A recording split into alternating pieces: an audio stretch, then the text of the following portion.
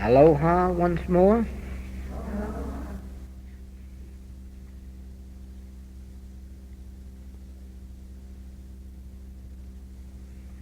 As your eyes were closed in meditation,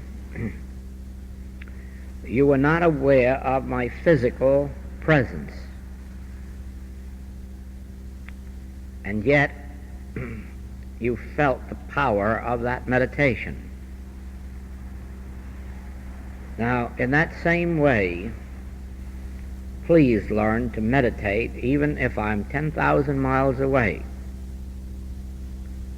because it is possible to have the same meditation with me, whether my body is 10 feet away from you or 10,000 miles away, since neither my body nor your body enters into meditation.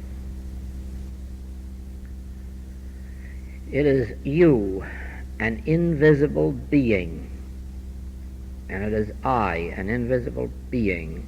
We are meditating, and we are just as much together when we're 1,000 miles apart as when we're 10 inches apart.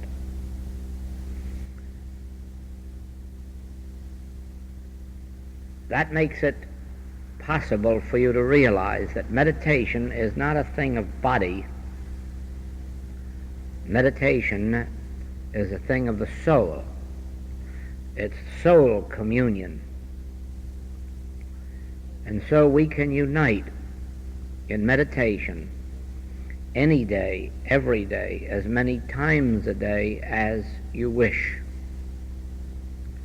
It is only necessary to take the same attitude in meditation then as you did tonight, closing your eyes, shutting out the physical presence, and remembering that we are spiritually united, that there is a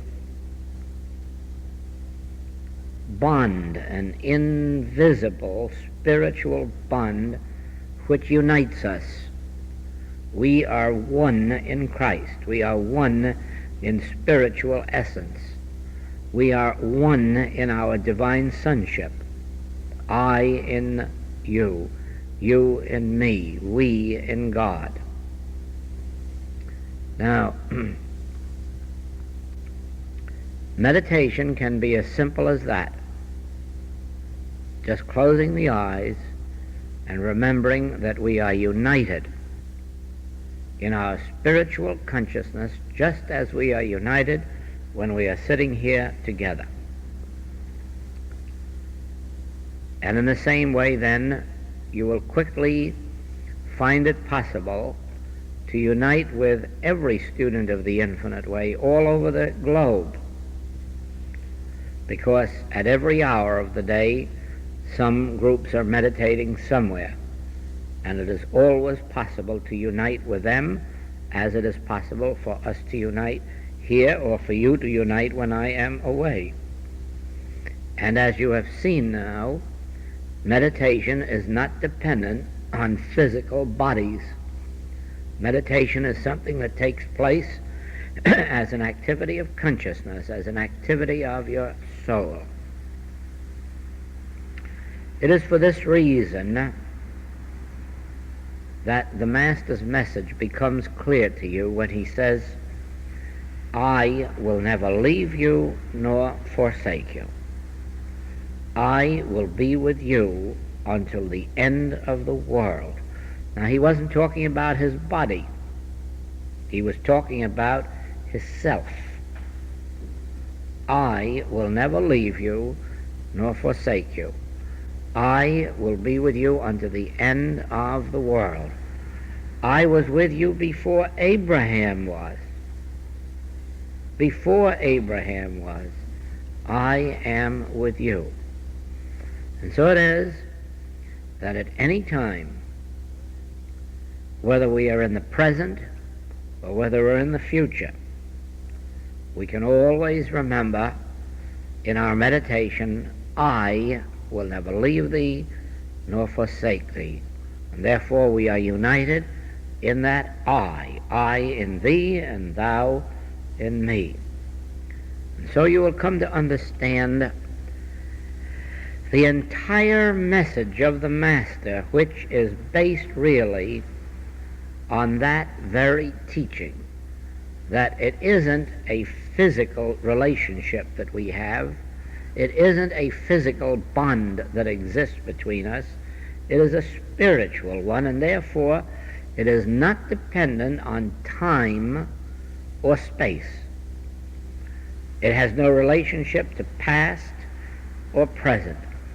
Before there was a founder of the Hebrew race, there was this I that was ever present with men and available to those who could recognize and realize that. This I of which Jesus spoke was his developed spiritual consciousness.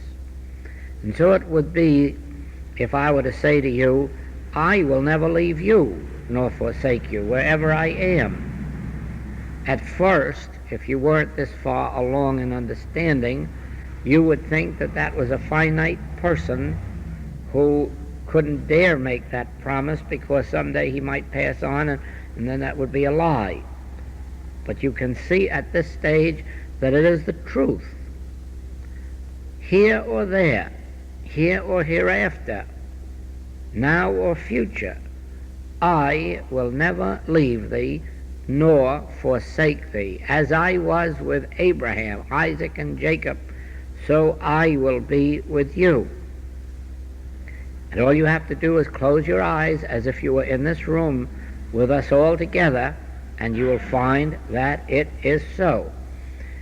Peter and John gave the same revelation to the Hebrews when they marveled that a crippled man should jump to his feet. And they said, Why marvel ye, men of Israel? As if we of our own selves had done this thing. The same Spirit that raised up Jesus Christ from the dead, the God of Abraham, Isaac, and Jacob, hath done this thing. The same Spirit that raised up Jesus Christ from the dead will quicken also your mortal bodies. That same Spirit hath done this thing. Just think of that. 3,000 years before came Abraham, Isaac, and Jacob, but the same Spirit that animated them 3,000 years ago is here now to raise this crippled man and set him dancing.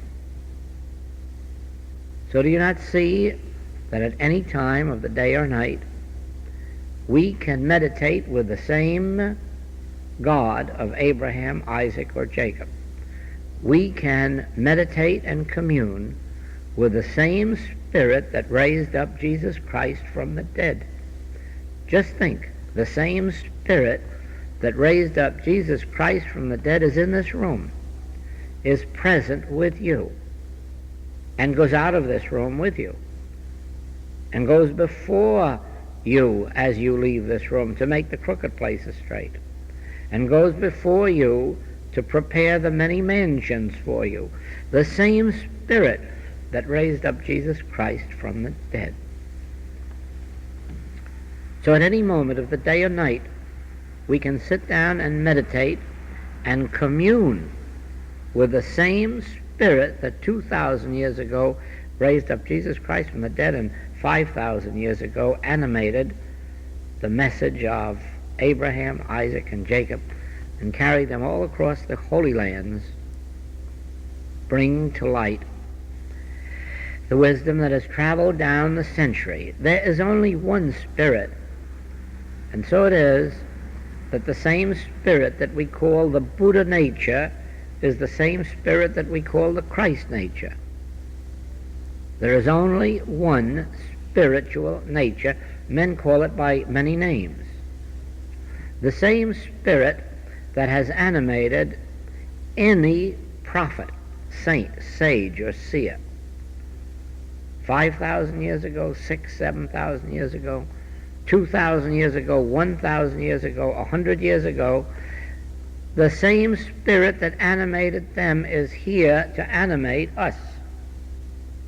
And our function is to be still. Be still and know. And now what are we to know?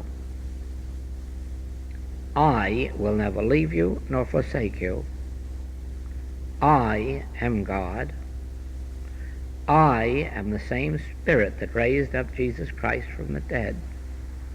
I will never leave you. I will be with you until the end of the world. Then I is the Spirit of God in man. I is that Spirit of God in man, which is the resurrection and the ascension. I. All we have to do when we meditate is close our eyes and remember he hath promised, I will never leave thee nor forsake thee. I will be with thee unto the end of the world. Whithersoever thou goest, I will go.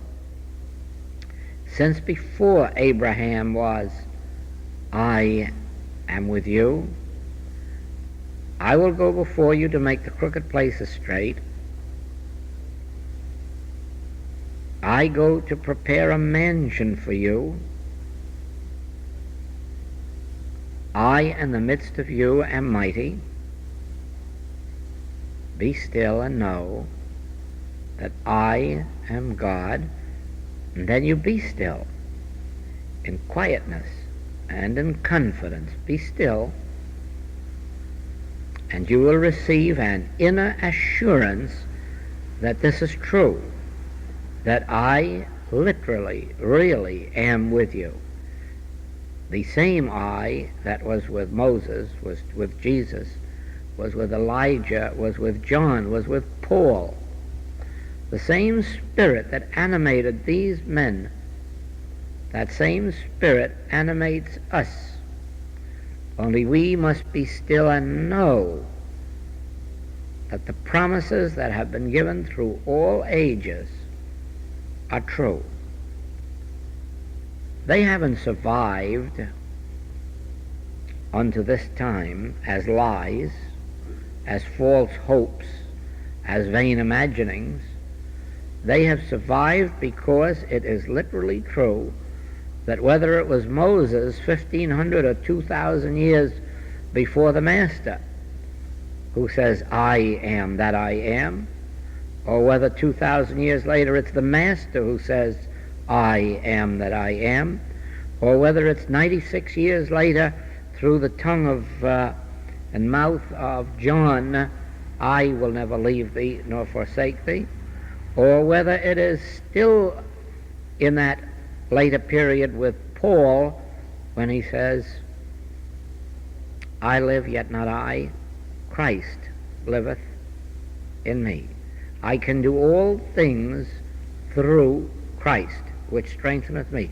The same Christ of which Jesus spoke, the same Christ or Spirit of which every saint and every seer has spoken, and that Spirit is here and now, and it is with us wherever we are.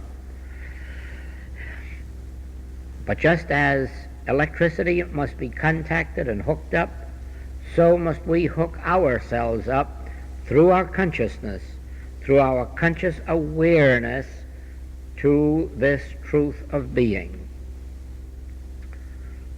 The magic word, the sacred word, the secret word is always the same word.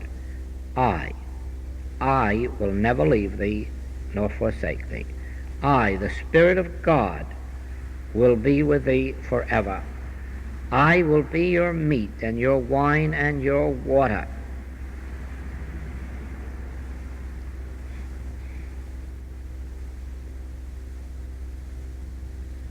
The only difference between the human being and the mystic, the seer, the saint, the sage, the only difference is that one has attained an awareness of this inner presence. Even the Master could say at one time, I am a man even as you are.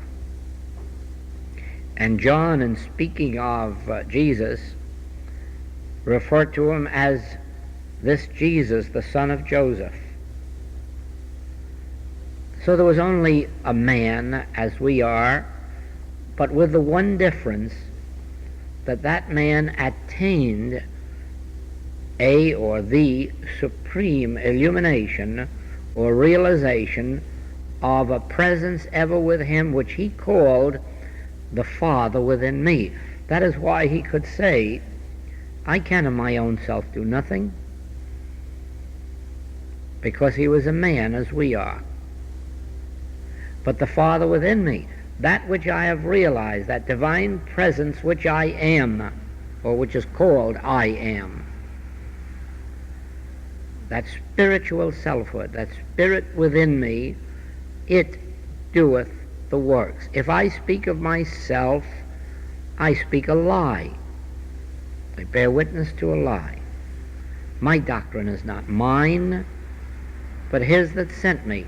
This presence, this power, this being, this I that I am. And in quietness and in stillness you receive the assurance of its presence within you.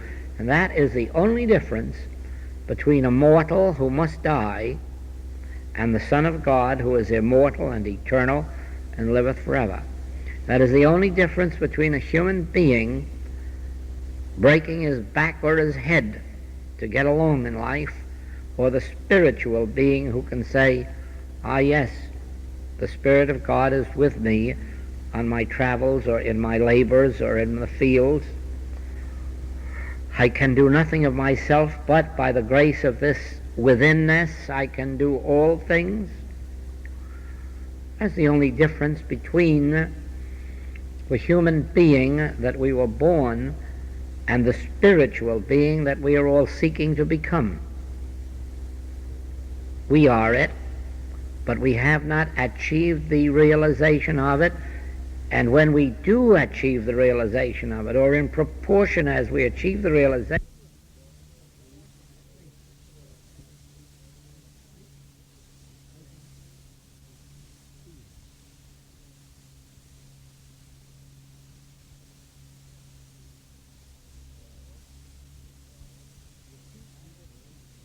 the world have received this Spirit of God in them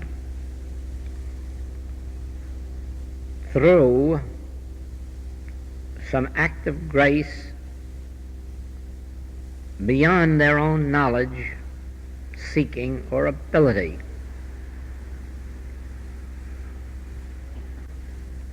We know, for instance, that the boy Samuel in the Old Testament, right from childhood, heard the voice of God, heard God speaking to him, and in this early childhood his mother dedicated him to the temple, to the service of God, and he became a rabbi, priest of the church.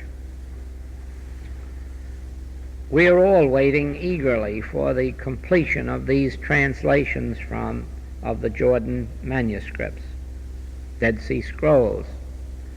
For that same reason, it is possible that there will be some history of the man Jesus, because in the literature that we have, there is none.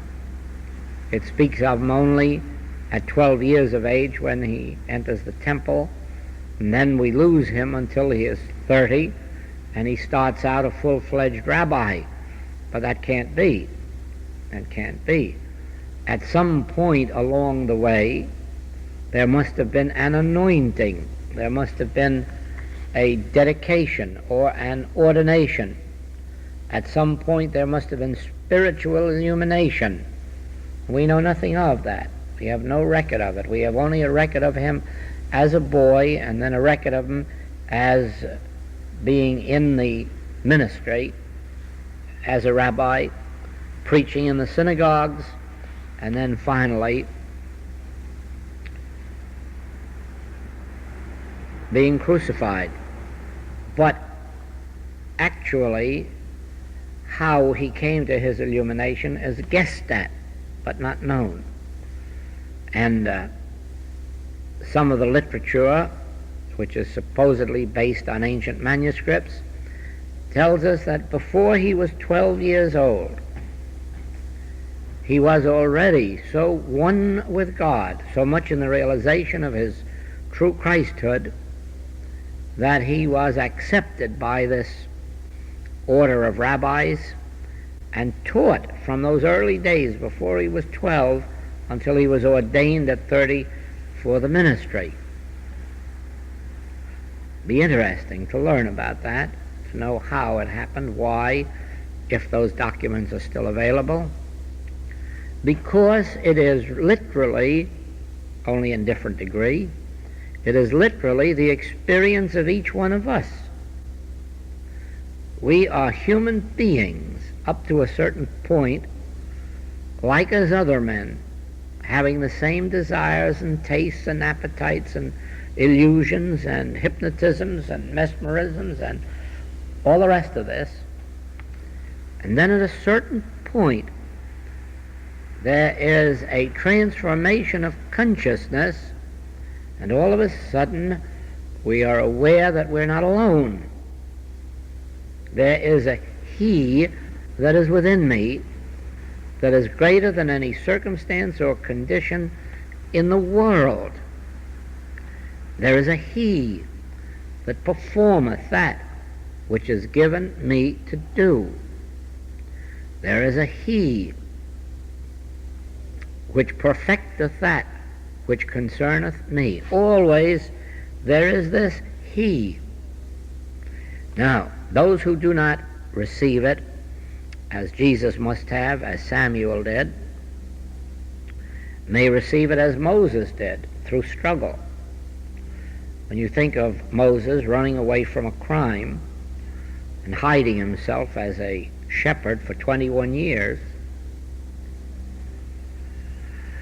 how, for one reason or another, his thoughts turned to God out there under those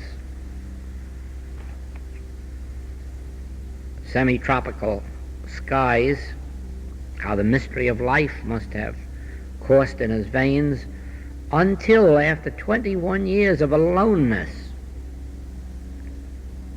the realization could come to him, I am that I am. And the presence was so much with him that when he went out to bring the Hebrews out of slavery, he knew that it would speak through his tongue. It would voice itself through his lips. That's how consciously aware he was of a presence within him. So in some measure, as you study the lives of religious revelators, every one of them, it makes no difference where you turn, whether to those old Hebrew leaders or Jesus, John, Paul, Peter, Luke, you will find that at some period in their existence they too became aware of the silent invisible, and that it spoke to them, and usually in the word I will be with thee, I will go before thee, I will make the crooked places straight. And then as you follow those who came later, Muhammad and Baha'u'llah, one of the great mystics, the Persian mystics, you will find in the history of every one of them that a certain period in their life, all of a sudden they were aware. It is as if there were a voice speaking through them that wasn't their own and to which they were listening. Even as the words came out, they themselves were listening. They knew that it wasn't their human self talking. They knew they weren't indulging their own message. They knew and called it the voice of God, or the voice of the Christ, or the voice of the Spirit. And they knew also that its name was I and me, capital M-E. and I. Always through their writings you will find I and capital M-E. So it is too in the Hindu Bhagavad Gita. All the way through the song celestial, turn unto me, have no faith but in me. Until you realize I, you will not eat of the divine food. All the way through the Bhagavad Gita is that same message. I, seek me, turn only unto me, let me be your life, seek ye me, all the way through. And so it is, regardless of which of the major religious teachings that have come to man through a spiritual leader, you will find always that a particular point in his life, and for some particular reason, that inner self became real and announced itself and spoke, and always spoke using the word I, as if there was something speaking to me and I'm hearing it, and it is saying, I give you this work to do. Or, step aside, I will speak through you. Or, I will prosper thee in the way that thou shouldst go. Look at it all through the book of Isaiah. See how clearly it's stated there. And then you'll see that it wasn't a God in the skies that talked to these men. It was a presence within their own being. But see how they must have been attuned in order to hear it. Now, when these men are teaching others how they may achieve the same state of consciousness, how do they teach? Well, they say, thou wilt keep him in perfect peace whose mind is stayed on thee. If you abide in the Word, and let the Word abide in you, you will bear fruit richly. Turn ye to me and be saved. So forth and so on. Always these men teach the same thing. In quietness and in confidence shall be your strength. In the secret place of the Most High. And the Master says that when you pray, go into your sanctuary and pray in secret. When you do your alms, give alms, but do it secretly. Always silently, always secretly, always in quietness, always in confidence, in the realization of this inner soul pouring itself out. And we all have it, but as Browning has told us, we must open out a way for the imprisoned splendor to escape. Each one of us has Christ locked up in him. Each one of us has this I locked up in us. Each one of us has this divine presence. Each one of us has that He that is within me. Each one of us has the Father within me. Each one of us has this Christ in me, the hope of glory, and so forth and so on. Each one of us has it, but we're told we must open out a way for the imprisoned splendor to escape. Sometimes it's difficult for us because we can't add Christhood to the human being that we already are.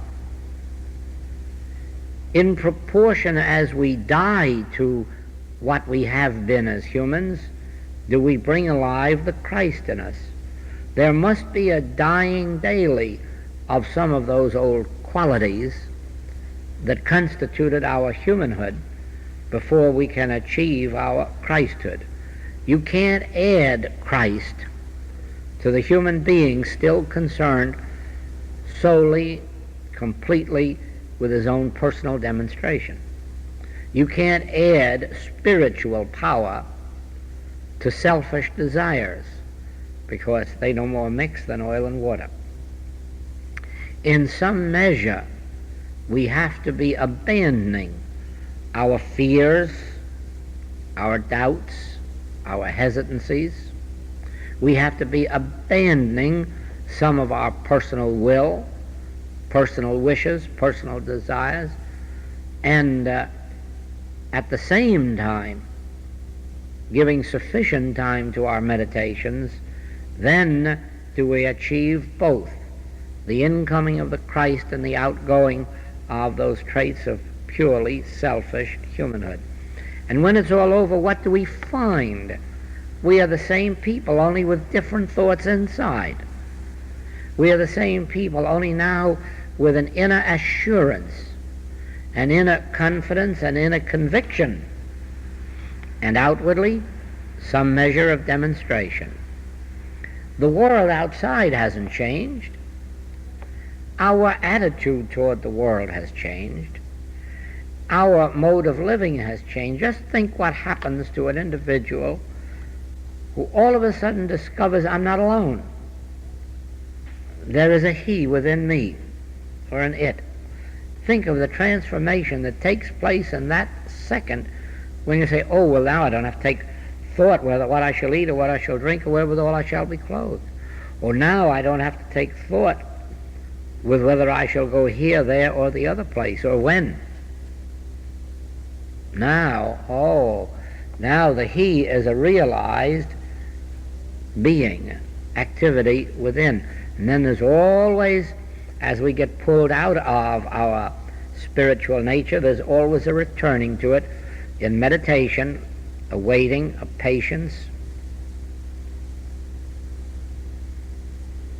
and finally that release, which again tells us, I can do all things through Christ.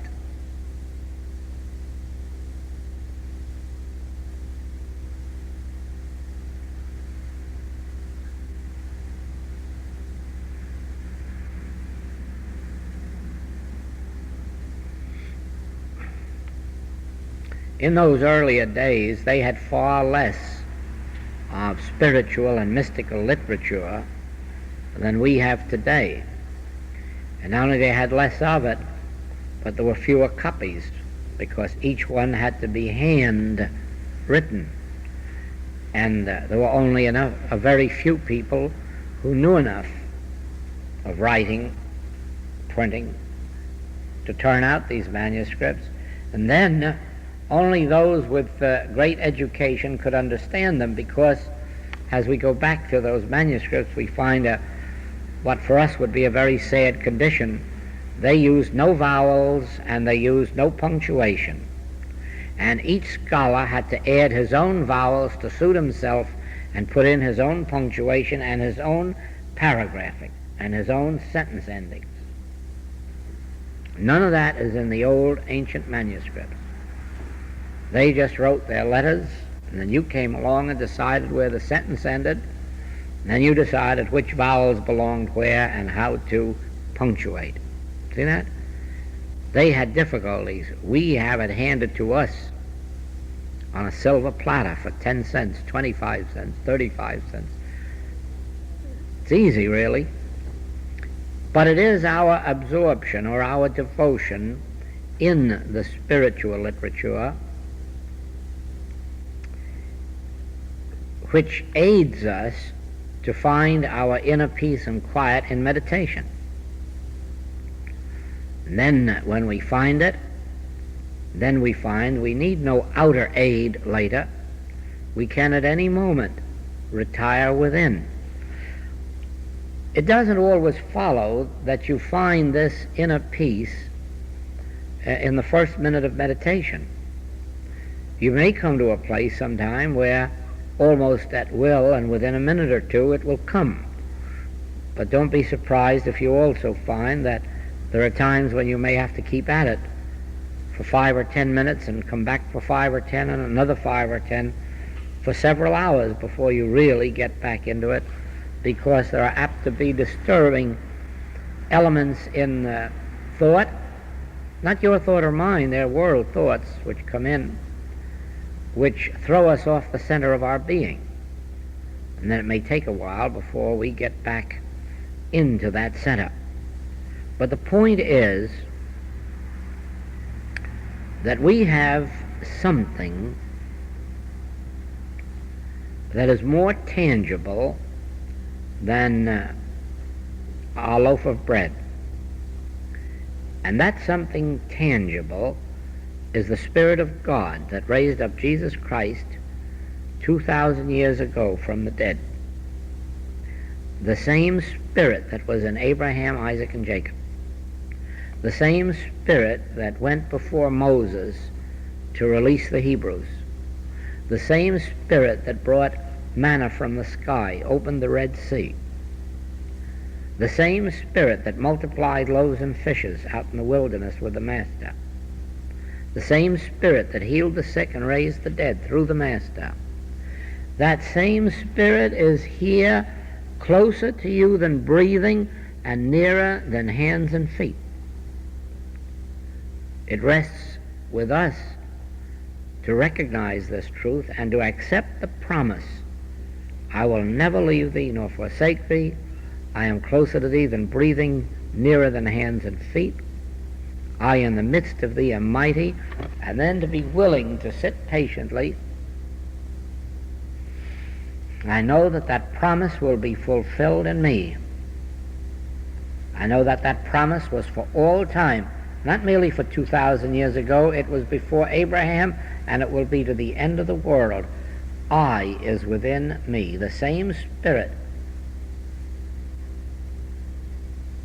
that multiplied loaves and fishes, the same Spirit. Do you remember Isaiah 61? The Spirit of the Lord God is upon me, and I am ordained to heal the sick. Now remember, that same Spirit is upon you, closer than breathing, nearer than hands and feet. That same Spirit that ordained every minister, every spiritual minister, every spiritual healer, that same Spirit that has accompanied saints and sages and seers throughout their career is closer to you than breathing. It isn't a different one, it isn't a lesser one, and it isn't a Jewish one or a Christian one. It isn't an Oriental one or an Occidental one. It is the same Spirit that was the Spirit of the Hebrews, the Spirit of the Christians, the same Spirit that animates saints and seers and sages. That same Spirit is closer to you than breathing, nearer than hands and feet, and it is always waiting, eager, willing to speak to you through the voice of I. Now remember this in your meditation. You are never separated from I. We can unite in meditation at any time, whether we are physically close to each other or physically far apart. We just close our eyes, wipe out the human bodies that are around us, realizing we're not meditating with those. We have no interest in those. We are meditating in each other's consciousness. I and thee, and thou and me, and we in God. There's an invisible thread uniting each and every one of us, whether we are 10 feet apart, 10 inches apart, 10,000 miles apart. There is an invisible thread uniting us in Christ, in the Spirit of God, in conscious union with the Father.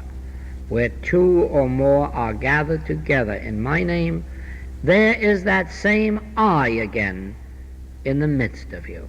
That same I am with you.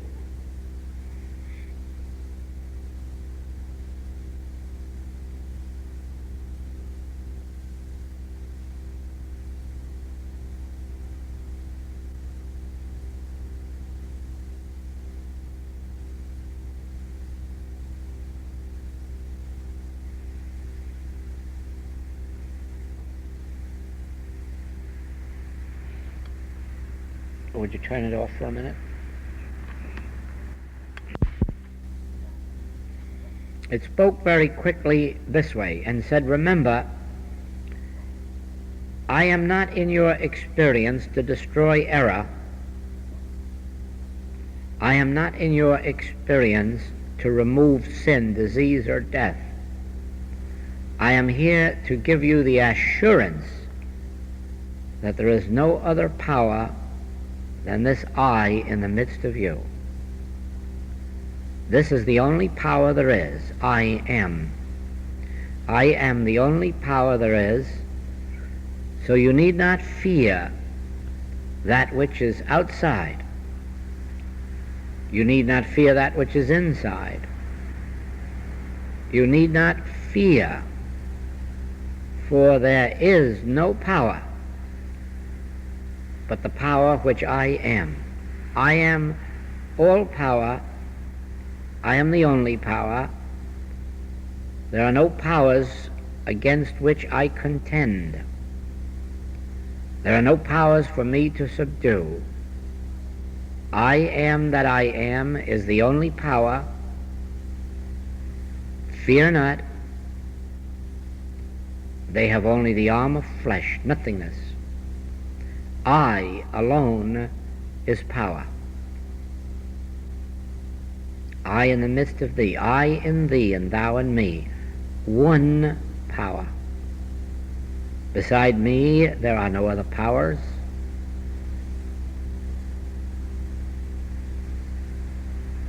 Fear not what mortal man can do to you. Thou couldst have no power, Pilate, over me.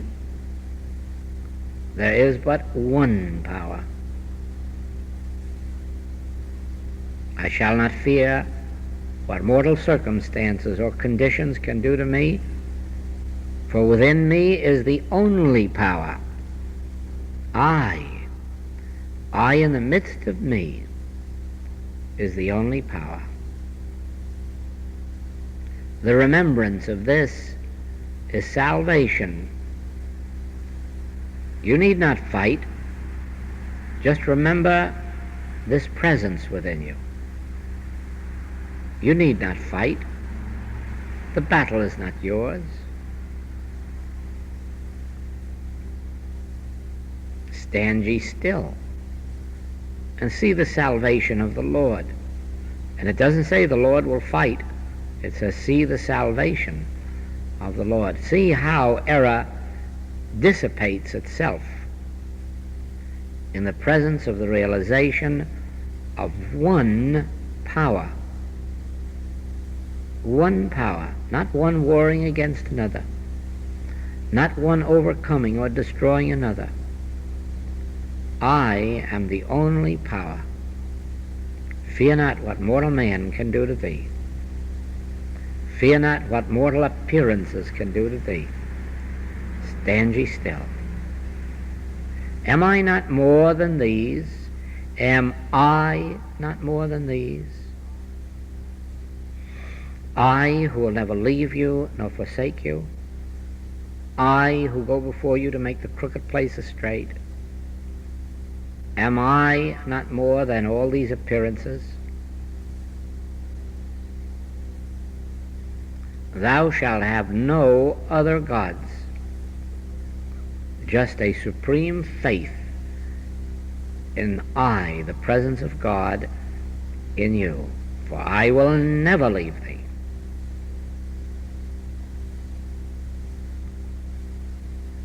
And I is the only power and the only presence.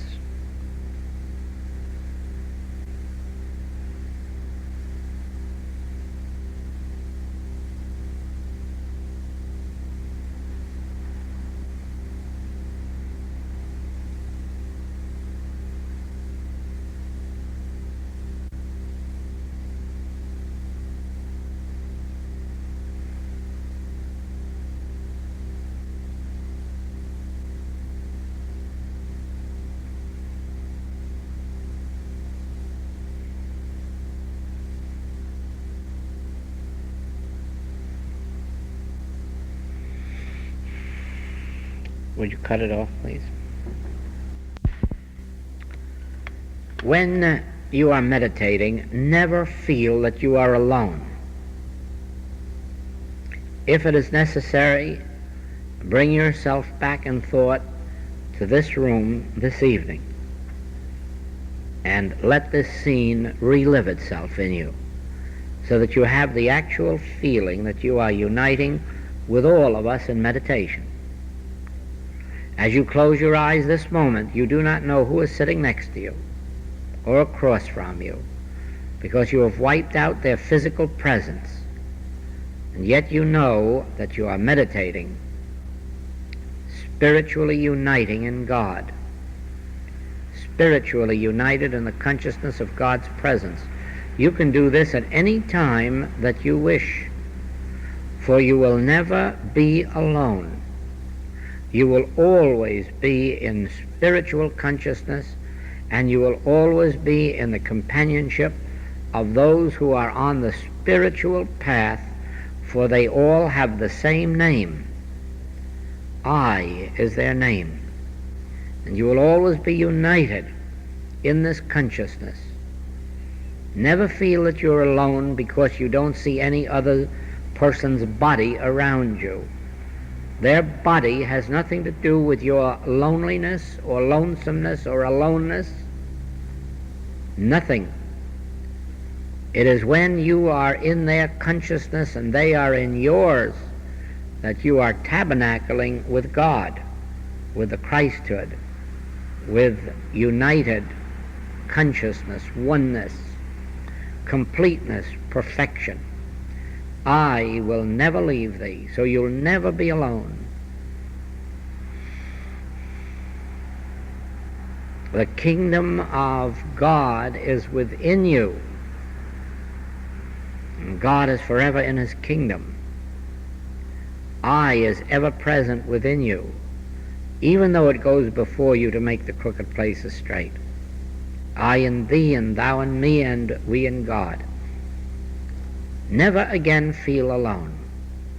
And whether driving a car, in business, in school, in the home, never hesitate to close your eyes for a second, or keep them open as you will, but realize I in the midst of me, I and my Father. And then you will know the meaning of sainthood. You will know what it is to have that feeling that always there is something within you to assure you that you're not alone, and that you are not living your life alone, but something is with you, always, forever and forever.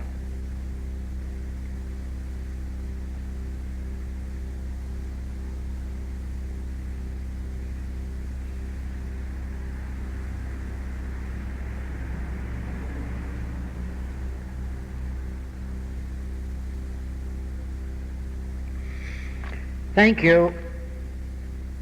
Thank you.